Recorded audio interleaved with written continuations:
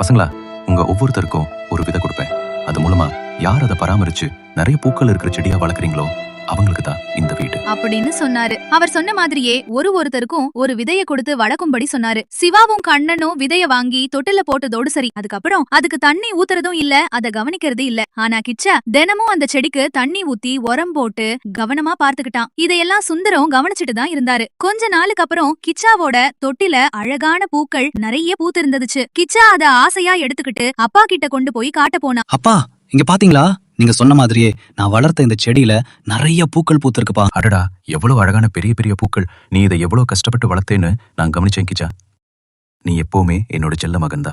அத பார்த்து 2 பேருக்கும் பொறாமையா இருந்துச்சு. ஏன்னா அவங்க 2 பேரோட தொட்டிலையும் எந்த செடியும் முளைக்கல. அதனால சிவாவும் கண்ணனும் திருட்டுத்தனமா நிறைய பூக்கள் இருக்கிற செடிய வாங்கிட்டு வந்து, அப்பா, இங்க பாத்தீங்களா? என்னோட செடியிலும் கண்ணனோட செடியிலும் நிறைய பூக்கள் இருக்கு. நீங்க சொன்னபடி இந்த வீடு எங்க 2 பேருக்கும் தானே கொடுக்க போறீங்க.